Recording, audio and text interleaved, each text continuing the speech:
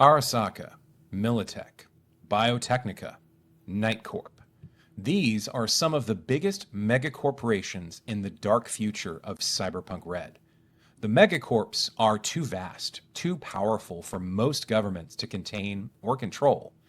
Even the new United States of America is little more than an extension of Militech International. But you don't have to be on the outside of the system fighting to survive on scraps in the time of the Red. Instead, you could be on the inside, fighting a different war for survival that's even more cutthroat than life on the streets. Hello there. Welcome to my latest video for the series, How to Run Cyberpunk Red. The focus of this episode will be another deep dive, this time into the exec role. Like my last video for the media role, I've created an edge runner character as part of the deep dive, showing how an exec character can be built using the complete package build, the general life path system, and the exec specific life path. Lastly, I'll be covering the role ability for execs called teamwork, as well as multi-classing options. As always, what you're seeing in this video is just the opinion of one game master. These are suggestions rather than hard and fast rules, so take everything with a grain of salt. If these insights work, make full use of them. If they don't, throw them out. I promise I won't be offended. I am now an affiliate with our Talsorian Games online store. You can find the URL in the description below. Use the coupon code TheKingsSquare at checkout for a discount. The new Night City 2045 book will be coming out soon. You'll want to get your hands on that. Corpos, corpo rats, execs, suits, corpses. In Cyberpunk Red, these slang terms refer to those who join megacorporations. Everybody's got to eat, keep a roof over their head, and find some way to survive. The megacorporations are dangerous, autonomous, and wield more physical power than most countries, even in their diminished capacity after the Fourth Corporate War of the 2020s. The megacorporations are the puppet masters of the time of the Red. Execs are the puppets being manipulated by the strings of the higher-ups, hoping that someday they'll be the ones pulling the strings. The Cyberpunk universe is filled with corporations that have left a lasting legacy. The first video in my Patreon series, Legends of Cyberpunk, covers the most well-known thanks to Cyberpunk 2077, Saburo Arasaka. Saburo is the quintessential exec example. His two children, Hanako and Yorinobu, are two other examples. These three characters represent perhaps the best glimpse at what an exec player can be. Saburo Arasaka represents an exec characterized by ruthlessness, cunning, and an almost obsessive dedication. The Emperor, as he's referred to with fear by some and adoration by others, blazed a path that took his father's modest manufacturing company and transformed it into a global entity that contributed to the near collapse of society during the Fourth Corporate War. A more reserved corporate trajectory is represented by Hanako. She serves as the face of Arasaka during the time of the Red.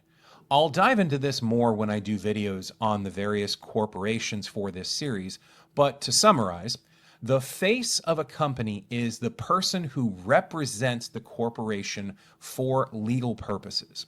After the Fourth Corporate War, it became mandated that a physical person be the one who bears the legal responsibilities and repercussions of their company's actions. Hanako is that person for Arasaka in 2045, which is the official year for Cyberpunk Red to start in. If you want your exec to preserve the corporation's image, maintain control over existing assets, orchestrate events to increase the corporation's control discreetly, Hanako is the perfect example to follow. This leaves Yorinobu, the radical option, whose goal is to dismantle the vast power structure his father Saburo spent decades constructing. Yorinobu is the perfect exemplar to build an exec on if you want a character who will fight to change the system from within. It's built on a naive concept that megacorporations can be changed at all, but even in the most decadent society, there will be people who choose some form of decency. Now, let's get started with character creation. For this deep dive, I've created an exec character named Deacon Bishop, who goes by the street handle Checkmate. Deacon works for Biotechnica, one of the only good guy megacorporations that exist in Cyberpunk. Biotechnica is known for holding the patent on Chew-2, the wheat-based fuel source that has replaced gasoline and diesel as the combustible fuel source for all vehicles. The megacorporation is also the leader in genetic engineering, pharmaceutical research, cloning, and attempting to recreate flora and fauna that has become extinct by the 2040s. Considering Deacon's surname is Bishop, I thought the handle Checkmate was a witty inside joke, so I hope you'll forgive me if it comes across as apparent. Cyberpunk, as a general rule, is not a genre known for subtlety. It also makes sense when we dive into the life path options I've selected for this character. For cultural origins, I selected Western Europe, UK English, and the personality of stable and serious. Deacon's handle is a bit of cheekiness from an otherwise stoic individual. This bleeds into his clothing style, business wear, indicating Deacon values keeping up a professional appearance. The one caveat to the clean-cut corpo rat image is his hairstyle, which I set to long and straight, showing that while he is part of the megacorp system, his choice of personal style is a minor rebellion on his part. Despite valuing knowledge, Checkmate's belief that everyone is valuable highlights his contradictions. Someone who craves understanding, who relies on their intelligence rather than emotion to drive their actions, can sometimes think of people in abstract terms. Deacon's stoic outer shell is polite, self-effacing, everything you would want in a successful middle manager in a corporate setting.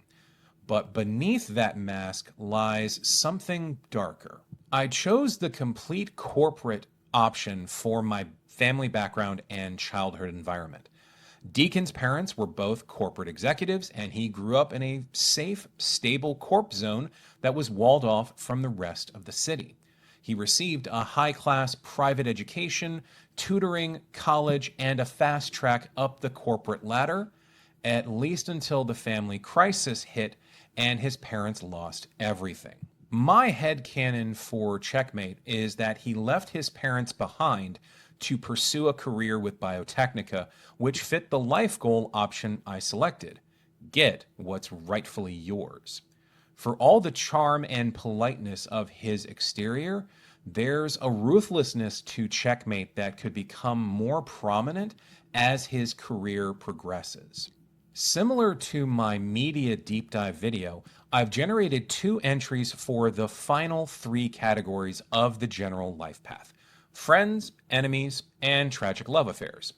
As a reminder, the way friends, enemies, and tragic love affairs work from a mechanics standpoint is simple. Roll a single 10-sided die 3 times and subtract 7 from the number rolled each time. If you roll 7 or lower on the die, you don't start off with any friends, enemies, or tragic love affairs. The maximum you can have in any of these 3 categories is 3.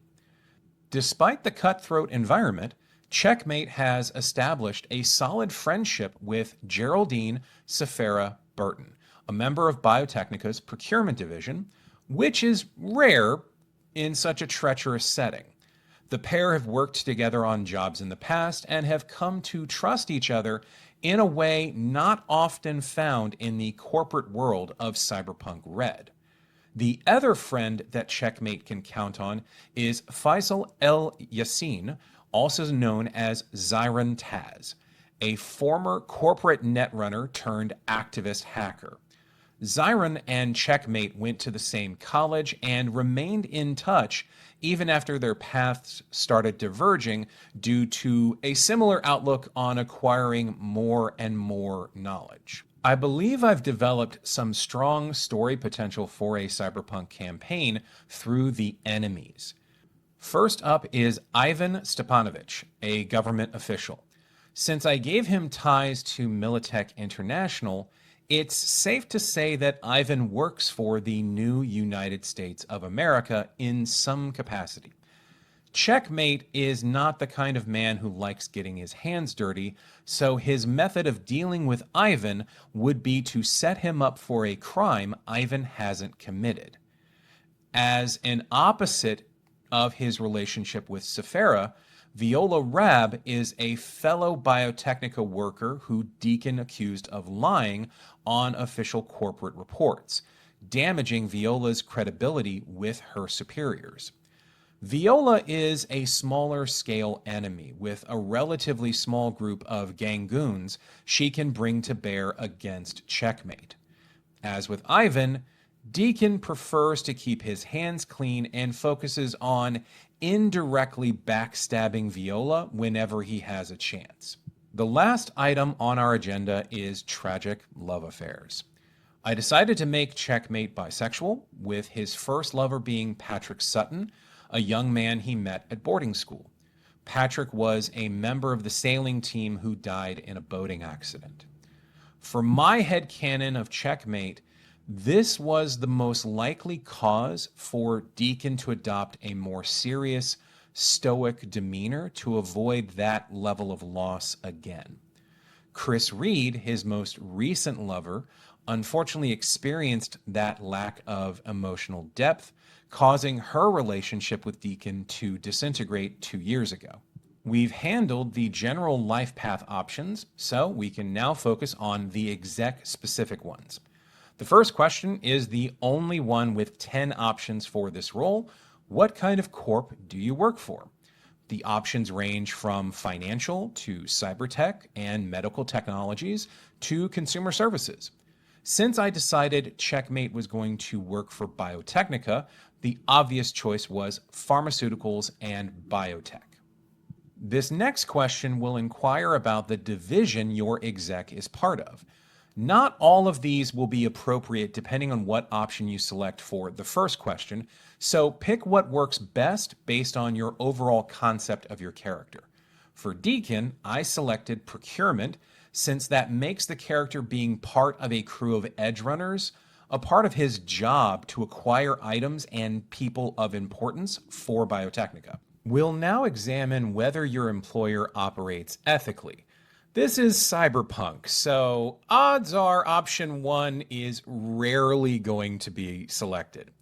However, it may be possible for your character to believe their corp does no wrong because they've been intentionally kept in the dark. Given the official write-up for Biotechnica, I chose the option will occasionally slip and do unethical things, but it's rare for Checkmate's life path. The fourth question pertains to the geographical base of your employing organization. If you're working for a neocorp that is fresh on the scene, then your company might only operate in one city or maybe several cities in a small geographic area. If you're working for one of the big megacorps like Arasaka or Militech, then the international options are going to be true. Biotechnica is a large megacorporation, but it's not nearly as big as Arasaka, so I selected international offices in a few major cities for Checkmate. Who is gunning for your group? That's my favorite question from the role-specific life paths, and it's next. The selections available range from a rival corp in the same industry to a local government that does not like what your corp is doing. For Checkmate, I selected the option local media wants to bring you down. since that paves the way to create an excellent antagonist for the crew later on. The last exec-specific life path question is about your character's connection to their boss. Even in Cyberpunk as an exec, there's almost always going to be someone above you in the company hierarchy. The nature of megacorporations in the Cyberpunk universe is set up simply. The people above you will kill you to stay in their positions of power, and the people below you will kill you to take your position of power. With that in mind, I chose your boss mentors you, but watch out for their enemies for checkmate, showing that he's currently someone's protege at Biotechnica, but there are enemies waiting in the wings. The general life path and exec-specific life path options have now been selected, which means it's time to explore the mechanics of character building for an exec. Like always, these are my suggestions and observations and should be taken with a grain of salt. First up are your character's stats. If you've watched the previous role deep dives, you'll be familiar with this information, but if this is your first time watching my series, there are 3 methods for choosing your stats for your character. The Street Rat template gives you a block of numbers for each of the 10 stats in-game. Roll 1 10-sided dice once, and whatever number you roll will correspond to a line of stats on the template. Edge Runner uses the same template model, but in a different way. Instead of rolling a 10-sided die once, you'll roll it 10 times, once for each stat, and select a number based on the die roll. The complete package method, which is what I used for creating Checkmate, gives you 62 points to use for creating your stats. No stat can be higher than 8 or lower than 2 at character creation. The exec template options reveal that Street Rat and Edge Runner lean towards particular stats, and Intelligence and Cool have the highest probability of reaching an 8. Empathy, Luck, Reflex, Dexterity, and Willpower fluctuate between 5, 6, and 7. Movement, Body, and Technique are generally considered the dump stats based on the chart, but that doesn't necessarily mean you have to abide by that if you're using the complete package option. If you have decided to use the complete package build, consider that the Street Rat Edge Runner templates are more guidelines than actual rules.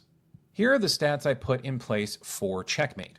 Given that Deacon grew up in a sheltered, corporate-run environment and received excellent schooling, I put an 8 in both Intelligence and Cool, representing his book smarts and the social skills he honed through years of boarding schools and college.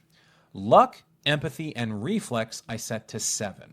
Luck and Reflex being set to 7 reflect Deacon's innate good fortune and some of the physical training he received growing up and continues to indulge in. Empathy, starting at 7, was meant to represent the highly principled person Deacon started off as before he began augmenting himself with Chrome and entering the corporate rat race. The main dump stat for Checkmate is Technique, since Deacon never took the time to learn much about how things work on a technical level. With a body of 5 and a willpower of 6, Deacon starts off with a pretty decent amount of hit points at 40, but the body stat of 5 means the death save is a 50-50 chance of not succeeding. Lastly, with a 7 in Empathy, Deacon starts off with 70 humanity points, but as you can already see, that number has been reduced significantly to 4 after cybernetics get involved, but more on that in a bit. Next up are your character's skills. Once again, we have Street Rat, Edge Runner, and Complete Package options available.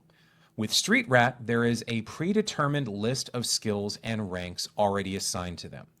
The Edge Runner template uses the same list of skills as Street Rat, but there are no ranks set. You're given 86 skill points with the Edge Runner method, with no skill being able to have more than 6 ranks and no fewer than 2 ranks. With the complete package method, you have the same 86 points and restrictions as Edge Runner, but you're able to select from the entire skill list on your character sheet rather than just the limited items from the template. The skills highlighted in bold on the Edge Runner template and the complete skill list on your character sheet are required skills for all Edge Runners. So you need to assign at least 2 ranks to those skills when using Edge Runner or Complete Package. The non-bolded entries on the Edge Runner template are the typical skills an exec would select, focusing on business-related intelligence-based skills such as accounting, bureaucracy, deduction, and business. The Street Rat template puts a great deal of emphasis on those intelligence-based skills since it's expected that our exec will be starting with a high intelligence score. I selected some options from the templates for Checkmate's skill list, but also chose others that seemed suitable based on my initial stats. I put 5 ranks in business and education, the highest starting skills for Deacon, representing his formal education and the time he spent learning how to operate in the corporate world. Since he decided to work for Biotechnica, I felt it was appropriate for him to have ranks in science, specifically biochemistry, which would have made Deacon an attractive acquisition for the megacorp. Most of the other skills sit between 3 and 4 ranks. I included 3 ranks in melee weapon to represent some of the formal combat training Deacon received in boarding school, specifically fencing, but he's transitioned that into a different focus, which I'll reveal in the cyberware part of the video. You'll also notice that Deacon starts off with a base of 16 for wardrobe and style, meaning it will be exceedingly rare for Checkmate to ever look shabby when he goes out. I would venture to say if Checkmate were a part of the crew, he'd be the one responsible for making sure everyone else in the crew looked good for a night out on the town, or a job they're working that requires a certain level of style. For execs in the grim Cyberpunk Red future, armor and weapons are vital. They often face internal threats from colleagues aiming for permanent removal to gain an advantage. The Street Rat Edge Runner template for execs is straightforward. Light armor jack for both the head and body, and a very heavy pistol with 50 rounds of basic ammunition. You also receive 500 extra Eurobucks as part of the Street Rat Edge Runner templates that you can use to buy other items or just save for when you start playing your character. The exec is the sole character who doesn't receive an agent with their initial outfit and gear, instead being equipped with 4 radio communicators and a scrambler descrambler. You also start off with 2 sets of complete business wear, one set being automatically given to you as part of the teamwork role ability, which I'll get to later. With the complete package, you receive 2,550 Eurobucks, covering your weapons, armor, gear, and cyberware. You also get an additional 800 Eurobucks for outfits and fashion wear. I used the complete package option as well as the corporate sponsorship for cyberware, which I'll cover in more detail momentarily. I ended up purchasing a personal care pack, the 4 radio communicators from the template, and a scanner music player for Checkmate, along with a very heavy pistol and 50 rounds of ammunition. For clothing, I got the automatic business wear options provided by Teamwork, as well as a complete leisure wear outfit that Deacon uses when he's out and about. Finally, we have cyberware. The Street Rat Edge Runner template for an exec's cyberware is potentially high, costing a new character 2 points off their empathy stat. The Cyber Audio Suite is the foundational piece of cyberware, with an internal agent being the additional implant. This is why the agent was not listed in the outfit and gear template for the exec. You would also start off with a biomonitor, which comes in handy much later as I explain what teamwork options become available, or you can start with tech hair. You can also choose between toxin binders, which give you a plus +2 to your resist, torture, and drugs skill checks, or nasal filters, which make you immune to toxic gases, fumes, and other airborne dangers. For Checkmate, I selected the sponsorship option, which is available for character creation. This option is best employed by the entire crew of players, but for Checkmate, it felt appropriate to use the corporate option. With the sponsorship, your character receives a free Neuralink cybernetic implant and an additional 1,500 Eurobucks exclusively to purchase cyberware. I used the extra eddies to install a lot of cyberware on Checkmate. This caused his empathy stat to decrease from 7 to 4 and his total humanity points to fall from 70 to 41. Each piece of cyberware, with a few exceptions, has a humanity loss. At character creation, it's a set number. After character creation, it's a dice roll to determine how many humanity points are lost. For fashion wear, I purchased a biomonitor, which is hooked up to Checkmate's internal agent. EMP threading is a fun fashion choice, which are thin silver lines that are formed into circuit-like patterns across the body. I also invested in 3 light tattoos, which gives Checkmate a +2 bonus to wardrobe and style skill checks. I opted for the Cyber Audio Suite, utilizing all 3 available slots. First, I equipped an internal agent. Next, I attached a radio communicator, linking it to the 4 other communicators I bought with the gear. Finally, I added a scrambler descrambler to secure the communications between Checkmate and his team. The Neuralink comes as part of the corporate sponsorship, so I added a memory chip implant, which serves as a backup for the internal agent's files. To make using the internal agent more viable, I also purchased a Cyber Eye and the Chiron implant, which allows Checkmate to see text messages sent to his agent. Without the Cyber Eye and Chiron, the internal agent would be audio only. These final cyberware pieces serve a practical purpose. Under internal cyberware, I purchased a contraceptive implant, since Checkmate is not interested in becoming a father just yet in life, and nasal filters. Given that Deacon has studied biochemistry, he's wary of potential airborne toxins and gases. Lastly, I purchased wolvers for his right arm, which are Wolverine-like claws stored in the forearm.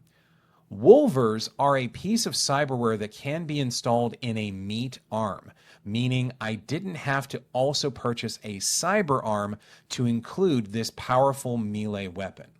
If you're still watching at this point in the video, thanks for sticking with me. These deep dives have been the longest videos I've ever put together, and I appreciate you watching. Hit the like and subscribe buttons to see more content when it becomes available. I'd also encourage you to support me through Patreon, where you'll get early access to scripts like this, shoutouts in future videos, as well as exclusives only available on that site. Teamwork is the role ability for execs. As your character moves up the corporate ladder, they gain a number of benefits from their connection to a corporation, including a team of individuals that will support them in accomplishing the exec's goals. Whether those goals are strictly legal or not is up to you as the player. The signing bonus holds the first rank in teamwork. As a gift, your exec receives a suit comprised of a business wear jacket, top, bottom, and footwear. You're not allowed to resell these clothes without raising suspicions or getting called out for selling corporate property. A major perk of being an exec is access to corporate housing. At rank 2 of teamwork, your exec starts off with a corporate conap, a luxury only afforded execs. Conaps are 2-bedroom, 2-bathroom apartments with their own kitchen, dining room, and a large living room connected to a small balcony. By comparison, edge runners under the other roles start off living in cramped cargo containers. So long as you're working for the corporation, you can stay in the Conamp rent-free. You still have to pay for your own lifestyle separately, though.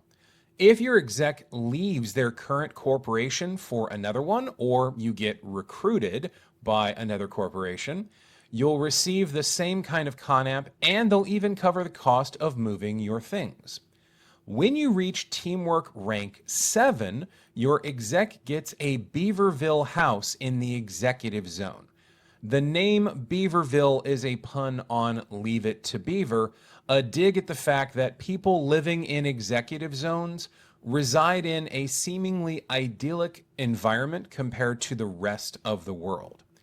At rank 10 of Teamwork, your housing situation improves again, this time to a Beaverville mansion or a luxury penthouse in the corporate zone. To say this means your exec is living in the lap of luxury is a vast understatement. With that being said, you should always remember that a corporate Conamp, Beaverville house, McMansion, or luxury penthouse is going to be wired and monitored by your employer in practically every room of the domicile, so always assume they're listening in. Your corporation offers health insurance, a valuable benefit considering the typical daily dangers of Cyberpunk. At Teamwork rank 6, you are given Trauma Team Silver coverage paid for by your corporation on a month-to-month basis. If you leave to join another corporation, you will receive the same benefit from them. This is why I mentioned it's a wise investment to spend the 100 eddies to purchase a biomonitor. If you sync your biomonitor to your agent, Trauma Team is signaled automatically if you drop below the seriously wounded threshold. At Teamwork rank 8, your medical coverage is upgraded to Trauma Team Executive, the best possible coverage available in the time of the red. I'll cover Trauma Team and what those packages provide when I get to the video covering injuries, recovery, and other healthcare costs.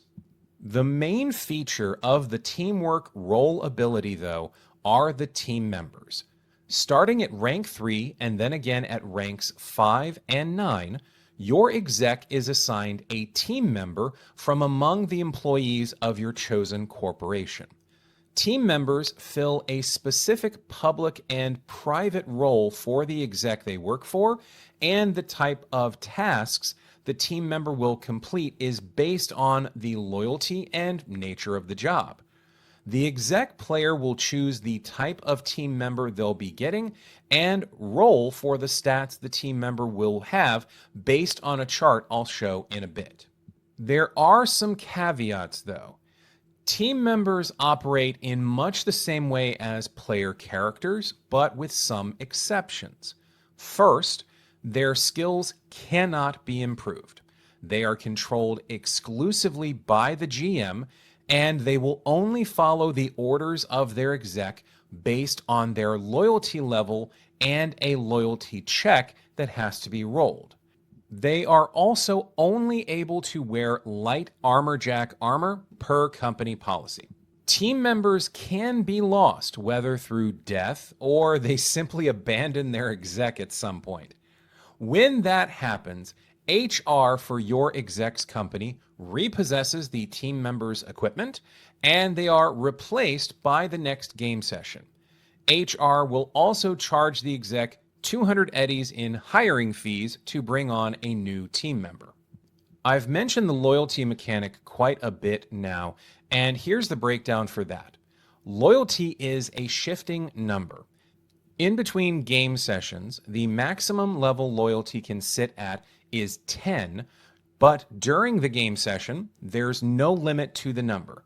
Effectively, this means that during any given game session, your exec can raise the loyalty of their team members as much as they can afford to do so, but it will always reset to 10 if the loyalty number is higher than that.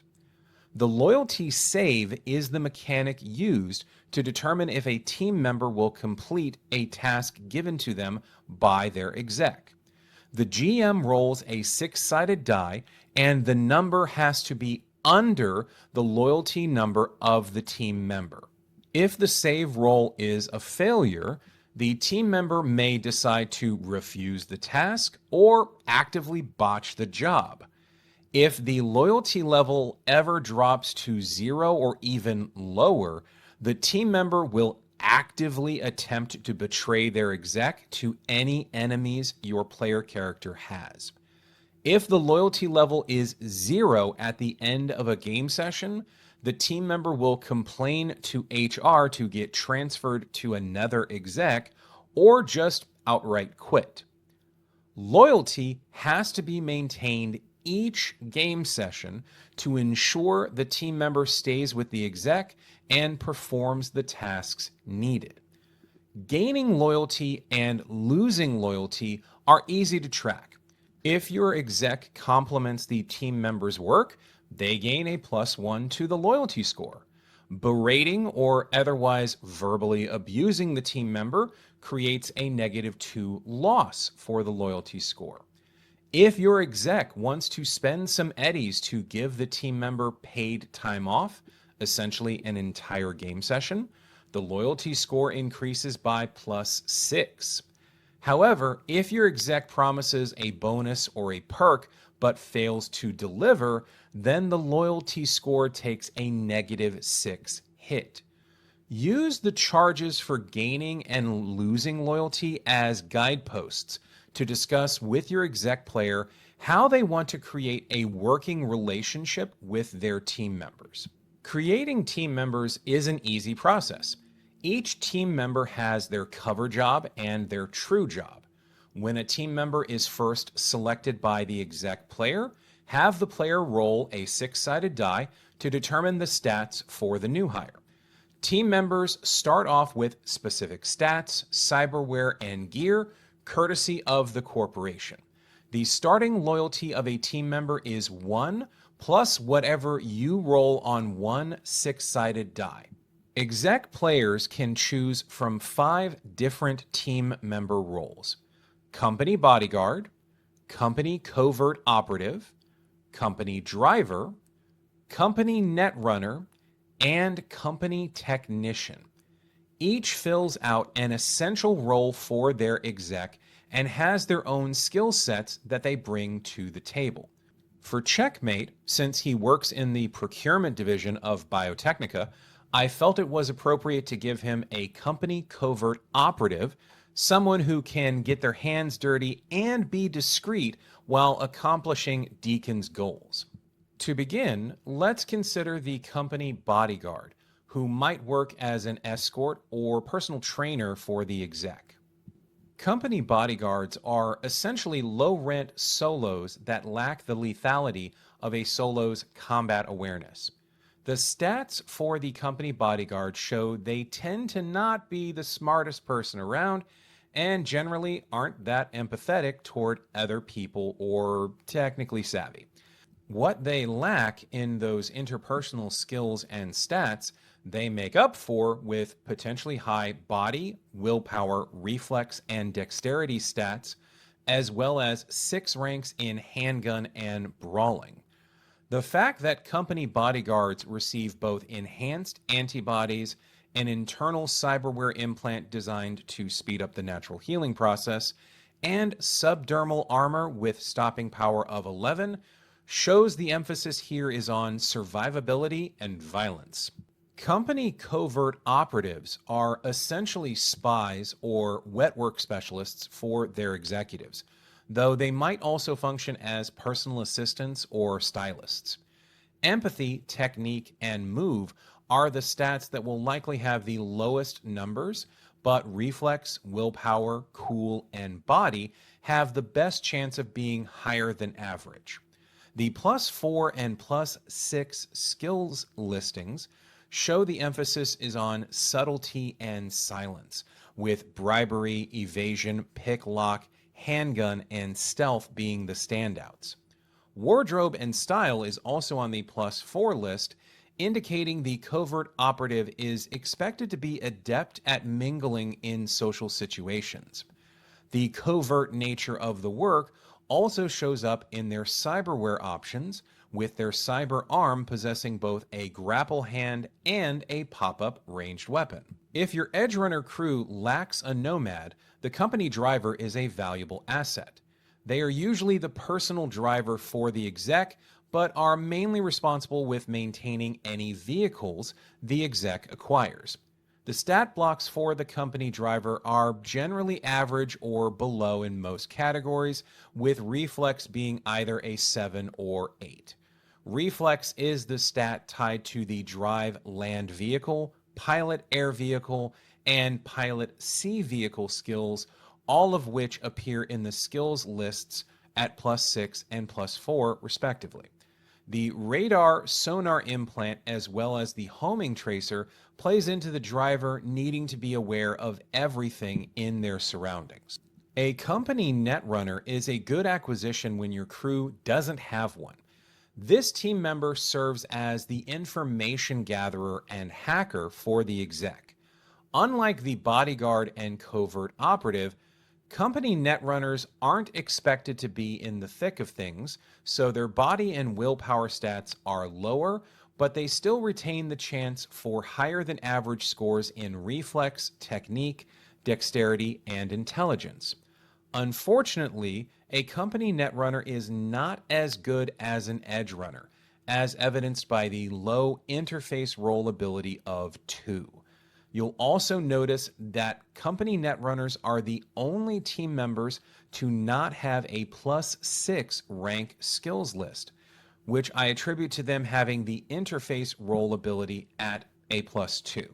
The company technician responsible for repairing the team's weapons and gear is the last person we'll discuss.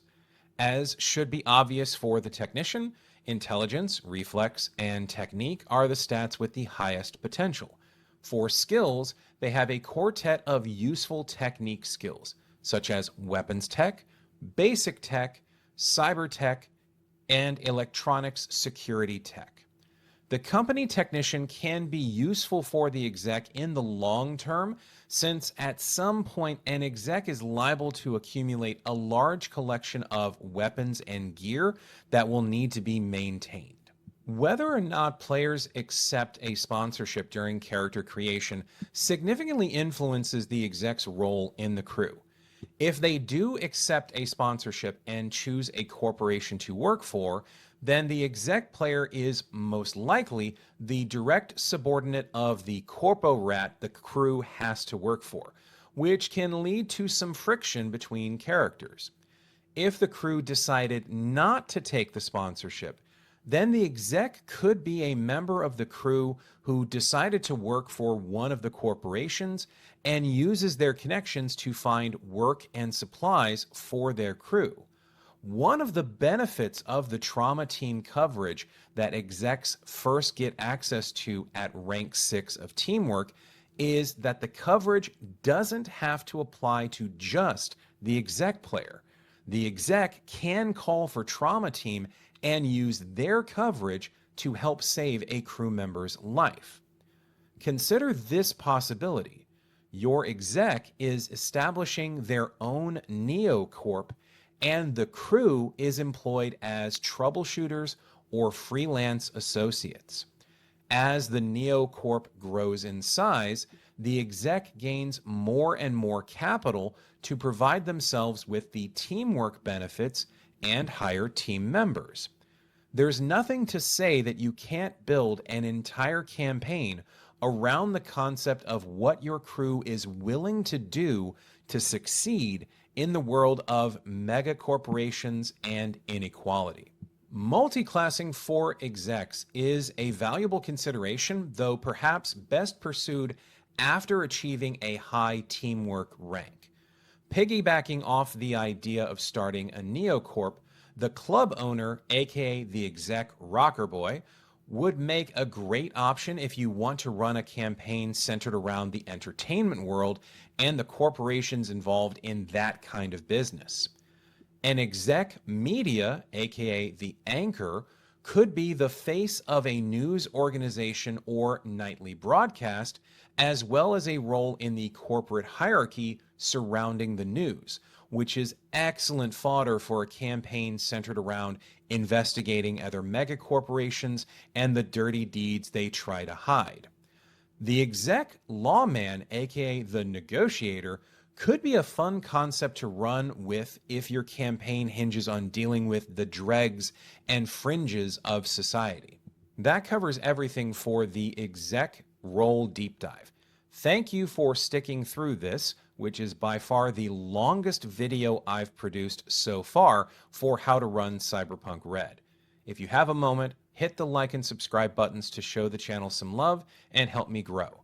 Consider signing up for my Patreon to get early access and exclusives I only publish there. And if you're feeling particularly generous, check out my book series on Amazon, The Atalante Chronicles, currently available on Kindle. Thanks for watching and stay safe out there, Chooms.